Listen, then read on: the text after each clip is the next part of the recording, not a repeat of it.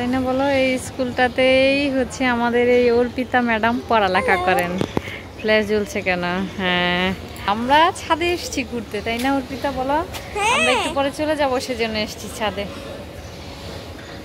আর এখান থেকেই এই যে স্কুল। আর আমার জামা কাপড় একটু রোদে দেওয়া হয়েছে, এখন এটা নিতে এসেছি। কালকে রাত্রিরে ভিজিয়েছিলাম, শুকোয়নি, সেজন্য এখন নিয়ে যাব, পরে যাব, যেহেতু জামা তো আর নিয়ে আসিনি, একটা জামাই নিয়ে এসেছি। হ্যাঁ, নমস্কার, শুভ সকাল, আপনাদের সবাইকে স্বাগত জানিয়ে শুরু করছি আজকে নতুন ব্লগ। আশা করছি আপনারা সবাই যে যেখানে আছেন ভালো আছেন, সুস্থ আছেন। ঘড়িতে সময় এখন 11টা বেজে 4 মিনিট। রেডি হয়ে গেছি, তার আগে ছাদে গিয়েছিলাম, ছাদ থেকে হচ্ছে জামা নিয়ে এসে এখন এই যে জামা পরে ফেলেছি। বোনার জুতোটা একটু ছুটে গেছে, এখন বাড়ি অবধি যেতে পারবে কিনা সেজন্য জুতা সেলাই করতে গেছে। 12টা 15-তে একটা ট্রেন আছে, তো বোনা এলে তাড়াতাড়ি রেডি হয়ে তারপর বেরোবো। 12টা 15 ট্রেনটা ধরার ইচ্ছে আছে, এখন দেখা যাক কতটুকু কি হয় না হয়। আর ওই যে অর্পিতা ওখানে বসে আছে, বসে বসে আমরা হচ্ছে ফোন দেখছি। তো এখন অর্পিতাদের সঙ্গে আমাদের আবার দেখা হবে কবে? বৃহস্পতিবারে মামার বিয়েতে গিয়ে, তাই না?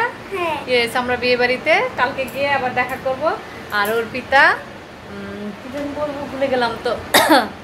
ঠিক আছে, চলো। হ্যাঁ,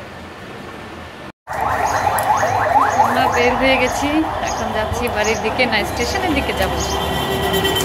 তুই তো আয়। 12টা 15-তে ট্রেন, এখন বাজে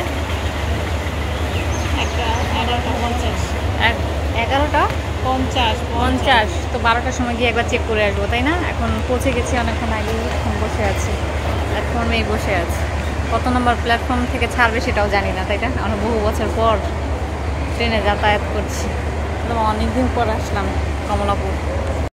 পুরো সবগুলো প্ল্যাটফর্ম আমরা চক্কর মেরে ফেলেছি, কিন্তু ট্রেন আর খুঁজে পাচ্ছি না। জানি না কোথায় কখন আসবে ট্রেন, আদৌ আসবে কিনা। সেই মাথায় এক একটা ট্রেন রাখা, নামও বোঝা যাচ্ছে না, তো এই মাথা থেকে ও মাথা আমরা করেই যাচ্ছি। কমলাপুরে আমি আর বোনা যখন ট্রেনের জন্য ওয়েট করছিলাম, তখন হঠাৎ একটা ট্রেন এলো। আমি আর বোনা ট্রেন দেখে তো এগিয়ে গেলাম, ভাবলাম যে এই ট্রেনেই আমাদের ফিরতে হবে কিনা, কিন্তু ট্রেনটা যতই এগিয়ে আসছিল ততই হচ্ছে হইচই বাড়ছিল। তো আমরা জানার চেষ্টা করলাম যে কি হচ্ছে, তো দেখলাম যে ট্রেনের ছাদ ভর্তি মানুষ, আর এই মানুষগুলো যাচ্ছে হচ্ছে সমাবেশ করতে। ঢাকায় হচ্ছে গাজায় যে হামলা হয়েছে তাদের বিরুদ্ধে একটা সমাবেশ হচ্ছে, যার নাম দিয়েছে হচ্ছে মার্চ টু গাজা।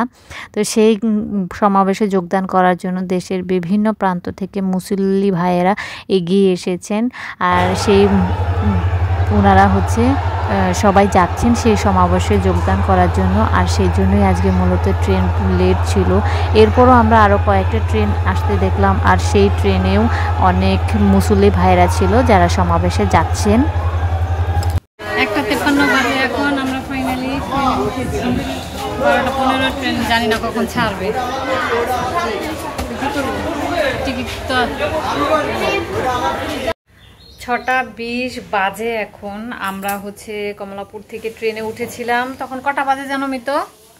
তখন বাজছিল হচ্ছে দাঁড়ান, 2:23 কি 28 এরকম হবে, না 23। আর আমরা জয়দেবপুরে এসে নেমেছি 3:28-এ, মানে খুব বেশি সময় আর লাগেনি, ট্রেনটা ভালোই চলেছে। 12টা 15 ট্রেন ছিল, কিন্তু ছাড়তে মানে এটা কমলাপুর ঢুকতেই অনেক বেশি লেট করেছে, কিন্তু কমলাপুর ঢুকে আর বেশিক্ষণ ওয়েট করতে হয়নি আমাদের, ট্রেনটা ভালোই তাড়াতাড়ি চলেও এসছে। এসে হচ্ছে এত মাথা ব্যথা করছিল, প্রথমেই আগে খেয়ে নিয়েছি ভাত খেয়েছি, তারপর হচ্ছে জল খেয়েছি প্রচুর পরিমাণে। আমার মনে হয় ডিহাইড্রেশনই মাথা ব্যথা করে কি না। তো এরপরে স্নান করেছি, ভেবেছিলাম চুল শ্যাম্পু করব, কিন্তু যেহেতু কালকে একটা হেয়ার প্যাক লাগাবো সেজন্য আজকে আর শ্যাম্পু করিনি। আর এখন আজকে এসে একদম জামা কাপড় যেগুলো পরে গেছিলাম, এত ঘেমে গেছিলাম যে পরে বাধ্য হয়ে আমি আজকে জামা কাপড়গুলো একদম সাবান দিয়ে ধুয়েও দিয়েছি। এখন সন্ধে হয়ে গেছে প্রায়, জামা কাপড়গুলো আনতে হবে। এইদিকে আমারগুলোই জামাকাপড় শুধু রয়েছে, যদিও এই সবগুলোই আমি হচ্ছে আজকে সাবান দিয়ে ধুয়ে দিয়েছি। এগুলো এই জামাগুলো আর পরবো না কোনোদিনও বলতে কি এবারে আর পরবো না, যেহেতু কলকাতায় চলেই যাব। আর নোংরা করবো না, ধুয়েছি মানে এটা আমি একদম রেখে দেবো। এখন রেখে যাব কি নিয়ে যাব সেটা জানি না, তখন নিয়ে যাই। ঢাকা থেকে এসে দেখি এক বস্তা ভর্তি করে শাড়ি কিনেছে নাকি, কিসের শাড়িগুলো বুঝতে পারছি না, মনে হয় কিনেছে। এই যে এখানে একটা নতুন শাড়ি দেখতে পাচ্ছি, মা হয়তো এটা পরেছিল কালকে, তো এখানে হয়তো কিনেই নিয়েছে। এগুলো শাড়ির বেশি দাম হয় না, তো একসঙ্গে অনেকগুলো কিনেছে। এখান থেকে আমি ভাবছি আমি নিজের জন্য কি একটা নিয়ে নেবো নাকি, দাঁড়ান বের করে আপনাদেরকে দেখাই। এই তো বের করে নিয়েছি। এখানে একটা, দুটো, তিনটে, চারটা, পাঁচটা, ছয়টা শাড়ি আছে এখানে। তো প্রথমটা হচ্ছে যেরকম, কিসের জন্য এনেছে পহেলা বৈশাখ উপলক্ষে, কাউকে দেবে কিনা বুঝতে পারছি না। তো এটাও সুন্দর, এটা লাল আর হচ্ছে এটা কি কালার আমি জানি না। এর মধ্যে ডিজাইনটাও বেশ ভালোই, এই শাড়িগুলো না দেখতে ভালো হয়। এরপরে এই হচ্ছে আরেকটা, এটাও লাল কালারের। এই শাড়িটা আমার বেশ পছন্দ হচ্ছে, আমি ভাবছি এখান থেকে একটা নিয়ে নেব আমি শাড়ি। তো এই হচ্ছে এই প্রিন্টটাও খুবই সুন্দর। তো এটা গেল দ্বিতীয় নাম্বার শাড়িটা। আর এইটাও সুন্দর। এই শাড়িগুলো না, এই যে এগুলোকে কিসের পাতা বলে জানি, এই পাতাগুলো ওই যে বিদেশে ফল হয় না, ফলের সময় এই পাতার হয়। এই শাড়িটাও সুন্দর, এই যে এরকম পুরো শাড়িটা এরকম। জানি না এগুলো কাদের জন্য শাড়ি এনেছে, যেহেতু কালকে ছিলাম না, তাকে আজকে এনেছে তাও জানি না। তো এইগুলো 3 নম্বর শাড়ি। এটা হচ্ছে আরেকটা শাড়ি, বা এই শাড়িটাও সুন্দর। এই লাল কালারটা আমার ফেভারিট, তো সেজন্যই আমার ভালো লাগে। তো এই হচ্ছে আরও একটা শাড়ি, এটা হলো 4 নম্বর শাড়ি। এটা হচ্ছে 5 নম্বর। এতগুলো শাড়ি কী জন্য নিয়েছে আমি এটাই বুঝতে পারছি না এখনো। তো এটা হচ্ছে 5 নম্বর শাড়ি। এটা হচ্ছে যে জাম কালার আর গোল্ডেন কালারের মধ্যে, এটাও সুন্দর। তবে আমি যদি নেই, আমি একটা মেরুন কালারের মধ্যেই নেব। এই যে এইখান থেকে একটা নেব মেরুন কালারের। এটা তো গোছাতে পারছি না, ঠিক আছে পরে গোছালেও হবে। আর এটা যে কী কালার বুঝতে পারছি না, এটা কী কালার জানি না কী কালার। এটাও সুন্দর, শাড়িগুলো সবগুলোই সুন্দর। ওই একটা মা পরেছিল হয়তো, ওটাও বেশ সুন্দর লাগছে। আর সঙ্গে তো দুটো লুঙ্গিও কিনে এনেছে। লুঙ্গিগুলো মনে হচ্ছে মামার জন্য কিনেছে।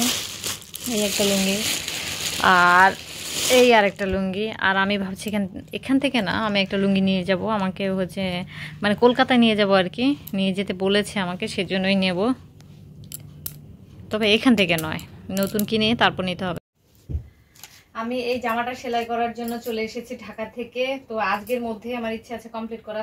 তারপরে এই যে ফুলগুলোতে একটু কাজ করব ভেবেছি। এখন জামাটাকে আয়রন করে নিয়েছি, কাটতে বসবো। কাটা হয়ে গেলে সেলাই করতে আর বেশি টাইম লাগবে না, অবশ্য কাটতেও টাইম লাগবে না, এই জামাটা তাড়াতাড়ি হয়ে যাবে। তো এখন দেখি, বোনাটা তো বানিয়েছি, এখন আমারটা জলদি জলদি করে আমি চেষ্টা করবো আর কি আজকের মধ্যেই কমপ্লিট করতে। কেন কি আজকের মধ্যে কমপ্লিট করতে পারলে তো ওই যে সেলাই কাজটা করে আমি মানে মানে কি মানে যে কাজটা বাকি আছে সেই কাজটা তো অনেকক্ষণ লাগবে।